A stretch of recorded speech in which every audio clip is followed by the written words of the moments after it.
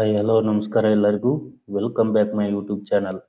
ಈ ಒಂದು ವಿಡಿಯೋದಲ್ಲಿ 2024-25ನೇ ಸಾಲಿಗೆ ಈಗಾಗಲೇ ನೀವು ವಿದ್ಯಾರ್ಥಿ ವೇತನಕ್ಕೆ ಅರ್ಜಿಯನ್ನ ಸಲ್ಲಿಸಿದ್ದೀರಾ. ಸೊ ಆ ಒಂದು ವಿದ್ಯಾರ್ಥಿ ವೇತನ ನಿಮ್ಮ ಖಾತೆಗಳಿಗೆ ಈಗಾಗಲೇ ಹಣವನ್ನು ಜಮಾ ಮಾಡ್ತಿದ್ದಾರೆ. ಕೆಲವರಿಗೆ ಈಗಾಗಲೇ ಜಮಾ ಆಗಿದೆ, ಅಂದ್ರೆ ಆಗಸ್ಟ್ ತಿಂಗಳಲ್ಲೇ ಅದು ಜಮಾ ಆಗಿದೆ. ಯಾರಿಗೆಲ್ಲ ಜಮಾ ಆಗಿದೆ ಅವರು ಕೂಡ ಮೆಸೇಜ್ ಮಾಡಿ ಕಾಮೆಂಟ್ ಅಲ್ಲಿ ತಿಳಿಸಿ. ಯಾರಿಗೆಲ್ಲ ಇನ್ನು ಜಮಾ ಆಗಿಲ್ಲ ಅವರು ಕೂಡ ಕಾಮೆಂಟ್ ಅಲ್ಲಿ ತಿಳಿಸಿ. ಒಂದು ವೇಳೆ ನೀವು ಕಳೆದ ವರ್ಷ ಸ್ಕಾಲರ್ಶಿಪ್ ಅನ್ನು ತೆಗೆದುಕೊಂಡಿರ್ತೀರಾ, ಸೊ ಈ ವರ್ಷ ರಿಜೆಕ್ಟ್ ಆಗಿರುತ್ತೆ, ಅಥವಾ ಇದೇ ವರ್ಷ ಅರ್ಜಿಯನ್ನು ಸಲ್ಲಿಸಿರ್ತೀರಾ, ಸೊ ಆ ಒಂದು ಅರ್ಜಿ ರಿಜೆಕ್ಟ್ ಆಗಿರುತ್ತೆ. ಸೊ ಅಂತ ಅರ್ಜಿಗಳನ್ನ ನಾವು ಹೇಗೆ ಸಾಲ್ವ್ ಮಾಡಿಕೊಳ್ಬೇಕು ಮತ್ತು ರಿನ್ಯೂವಲ್ ಅಪ್ಲಿಕೇಶನ್ ಗಳನ್ನ ಯಾವ ರೀತಿ ರಿನ್ಯೂವಲ್ ಮಾಡಿಕೊಳ್ಬೇಕು ಈ ಒಂದು SSP ಅಕೌಂಟ್ ಅಲ್ಲಿ ಅಂತ ಈ ವಿಡಿಯೋದಲ್ಲಿ ತಿಳಿಸ್ಕೊಡ್ತಾ ಇದ್ದೀನಿ. ಅದಕ್ಕೂ ಮುಂಚೆ ಯಾರೆಲ್ಲ ಇದೇ ಮೊದಲು ನನ್ನ ಯೂಟ್ಯೂಬ್ ಚಾನಲ್ ಅನ್ನು ನೋಡ್ತಾ ಇದ್ರು ದಯವಿಟ್ಟು ಸಬ್ಸ್ಕ್ರೈಬ್ ಮಾಡಿಕೊಂಡು ಪಕ್ಕದಲ್ಲಿ ಕಾಣುವ ಬೆಲ್ ಬಟನ್ ಮೇಲೆ ಕ್ಲಿಕ್ ಮಾಡಿ ಆಲ್ ಅಂತ ಸೆಲೆಕ್ಟ್ ಮಾಡ್ಕೊಳ್ಳಿ. ಸೊ ನೀವು ಮೊಬೈಲ್ ಅಲ್ಲಾಗ್ಲಿ ಅಥವಾ ಯಾವ್ದಾದ್ರು ಒಂದು PC ಲ್ಯಾಪ್ಟಾಪ್ ಅಲ್ಲಾಗ್ಲಿ ನೀವು ಬಳಸ್ತಕ್ಕಂತ ಬ್ರೌಸರ್ ಅಲ್ಲಿ SSP ಸ್ಟೇಟಸ್ ಚೆಕ್ ಅಂತ ನೀವು ಸರ್ಚ್ ಕೊಡ್ಬೇಕಾಗುತ್ತೆ. ಇಲ್ಲಿ ತೋರಿಸ್ತಿದ್ದೀನಲ್ಲ, SSP ಸ್ಟೇಟಸ್ ಚೆಕ್ ಅಂತ ನೀವು ಟೈಪ್ ಮಾಡಿ ಸರ್ಚ್ ಕೊಟ್ರೆ ಇಲ್ಲಿ ಮೊದಲ ಆಪ್ಷನ್ ನಿಮ್ಗೆ ಕಾಣಿಸುತ್ತೆ, state scholarship portal pre matric ಅಂತ. ಅದ್ರ ಮೇಲೆ ಕ್ಲಿಕ್ ಮಾಡ್ಕೊಂಡ್ರೆ ಈ ರೀತಿಯಾದಂತ ಒಂದು ಪೇಜ್ ಕಾಣಿಸುತ್ತೆ ನಿಮ್ಗೆ.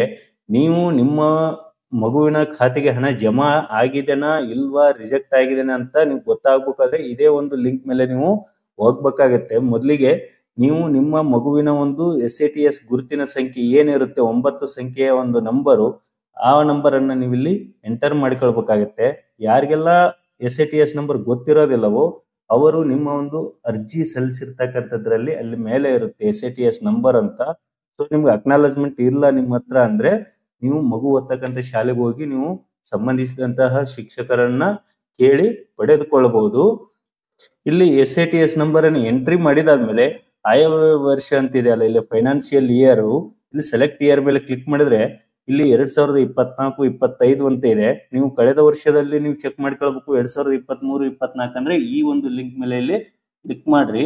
ನಾವು ಇದೇ ವರ್ಷದ್ದು ಅರ್ಜಿ ಸಲ್ಲಿಸಿ ಇದೇ ವರ್ಷದಲ್ಲಿ ನಾವು ನಮ್ಮ ಒಂದು ಖಾತೆಗೆ ಜಮಾ ಆಗಿದೆನಾ ಇಲ್ವಾ ಅಂತ ಚೆಕ್ ಮಾಡ್ಕೊಳ್ತಾ ಇದೀವಿ. ಸೊ ಇಲ್ಲಿ 24-25 ಅಂತ ಸೆಲೆಕ್ಟ್ ಮಾಡ್ರಿ. ಇಲ್ಲಿ ಮಾಡಿ ಇಲ್ಲಿ ಕೆಳಗೆ ಹುಡುಕು ಸರ್ಚ್ ಅಂತ ಕಾಣುತ್ತಲ್ಲ ಅದ್ರ ಮೇಲೆ ಕ್ಲಿಕ್ ಮಾಡ್ಕೊಂಡ್ರಿ. ಇಲ್ಲಿ ಸ್ಕ್ರೋಲ್ ಡೌನ್ ಮಾಡ್ತಾ ಬನ್ರಿ. ಇಲ್ಲಿ ಸ್ಟೂಡೆಂಟ್ ಡೀಟೇಲ್ಸ್ ಕಾಣುತ್ತೆ. ಸೊ ಇಲ್ಲಿ ನಿಮ್ಗೆ ಫಸ್ಟ್ ಆಪ್ಷನ್ ಅಕಾಡೆಮಿಕ್ ಇಯರ್ ಬರುತ್ತೆ, ನಂತರ SATS ID.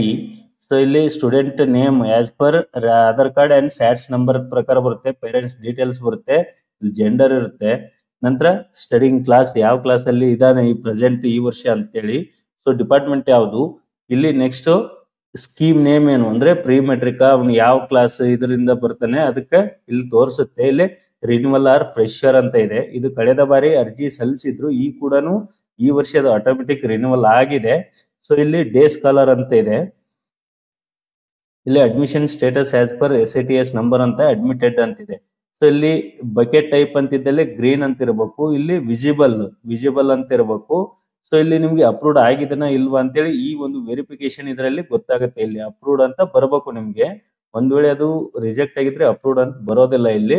ಸೊ ಇಲ್ಲಿ ಒಂದ್ ವೇಳೆ ನಾಟ್ ಅಪ್ರೂವ್ಡ್ ಅಂತ ಇತ್ತು ಅಂದ್ರೆ ರಿಜೆಕ್ಟೆಡ್ ಅಂತ ಇತ್ತು ಅಂದ್ರೆ ಇಲ್ಲಿ ರೀಸನ್ ಕೊಟ್ಟಿರ್ತಾನೆ ಇಲ್ಲಿ, if rejected reason for rejection ಅಂತೇಳಿ.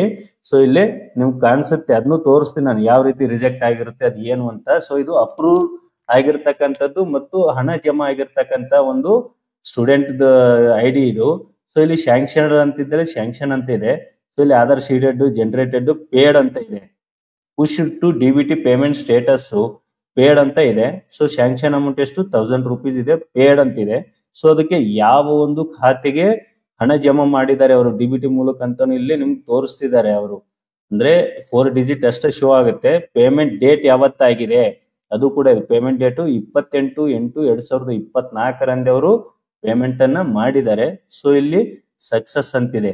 ಈ ರೀತಿಯಾಗಿ ಯಾರೆಲ್ಲ ವಿದ್ಯಾರ್ಥಿಗಳ ಪೇಮೆಂಟ್ ಆಗಿದಾವೆ ಸೊ ಅವರು ಈ ಒಂದು ವರ್ಷದ ಖಾತೆಗೆ ಈ ಒಂದು ವರ್ಷದ ಒಂದು SSP ಖಾತೆಯಲ್ಲಿ ಅವರು ಯಶಸ್ವಿಯಾಗಿ ಹಣವನ್ನ ಪಡೆದಿರ್ತಾರೆ. ಒಂದು ವೇಳೆ ನಿಮ್ಮ ಮಕ್ಕಳ ಯಾವ್ದಾದ್ರು ಒಂದು ಅಪ್ಲಿಕೇಶನ್ ರಿಜೆಕ್ಟ್ ಆಗಿದ್ರೆ ಅದು ಯಾವ ರೀತಿ ಇರುತ್ತೆ ಅಂತ ನಾನು ತಿಳಿಸ್ಕೊಡ್ತೀನಿ. ಇಲ್ಲಿ ವಿದ್ಯಾರ್ಥಿ ಸೊ ಇಲ್ಲಿ SATS ನಂಬರ್ ಆದ್ಮೇಲೆ ಸೇಮ್ ಫೈನಾನ್ಷಿಯಲ್ ಇಯರ್ ಸೆಲೆಕ್ಟ್ ಮಾಡ್ಕೊಂಡು ಸರ್ಚ್ ಅಂತ ಕೊಡ್ರಿ ಇಲ್ಲಿ. ಸೊ ಇದನ್ನ ಸ್ಕ್ರೋಲ್ ಡೌನ್ ಮಾಡ್ತಾ ಬನ್ರಿ ಇಲ್ಲಿ ಅಕಾಡೆಮಿಕ್ ಇಯರ್ 2024-25 ಅಂತಿದೆ, ಅಂದ್ರೆ ಇದೇ ವರ್ಷದ್ದು. ಇಲ್ಲಿ ಸ್ಟೂಡೆಂಟ್ಸ್ ಗೆ ಸಂಬಂಧಿಸಿದಂತ ಡೀಟೇಲ್ಸ್ ಎಲ್ಲ ಬರುತ್ತೆ.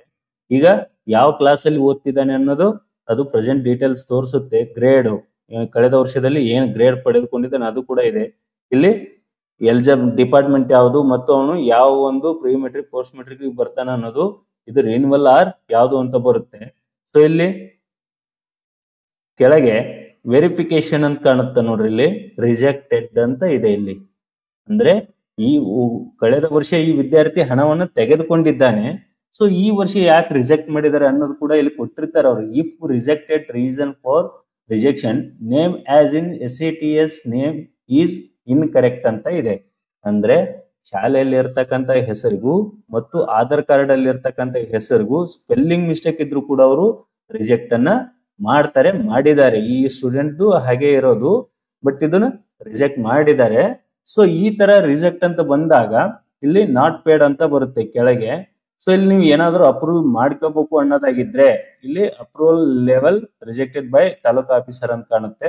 ಸೊ ನಿಮ್ಗೆ ಈ ತರ ವಿದ್ಯಾರ್ಥಿಗಳು ಇದ್ದಾಗ ಏನ್ ಮಾಡ್ಬೇಕು ಅಂದ್ರೆ ಇದಕ್ಕೆ ಸಂಬಂಧಿಸಿದಂತಹ ಎಲ್ಲಾ ದಾಖಲೆಗಳನ್ನ ತೆಗೆದುಕೊಳ್ಬೇಕು ನೀವು.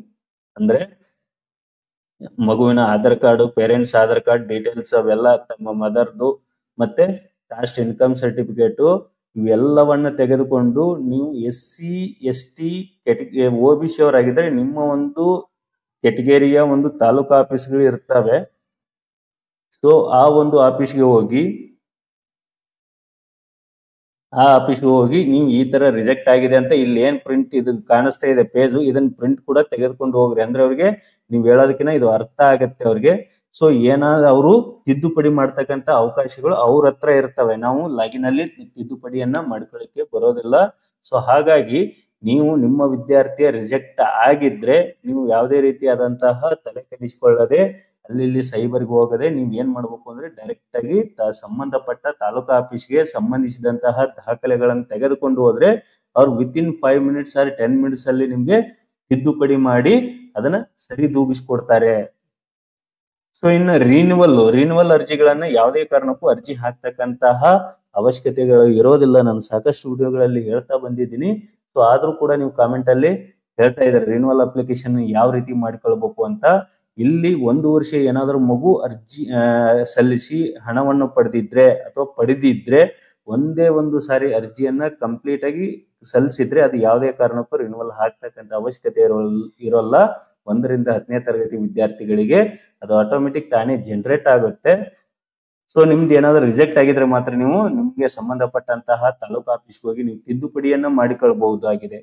ಸೊ ಈ ವಿಡಿಯೋ ಒಂದ್ ವೇಳೆ ನಿಮ್ಗೆ ಇಷ್ಟ ಆಗಿದ್ರೆ ದಯವಿಟ್ಟು ಲೈಕ್ ಮಾಡಿ, ಶೇರ್ ಮಾಡಿ, ಹಾಗೆ ಸಬ್ಸ್ಕ್ರೈಬ್ ಮಾಡಿ ಅಂತ ಹೇಳ್ತಾ ಎಲ್ಲರಿಗೂ ವಂದನೆಗಳು.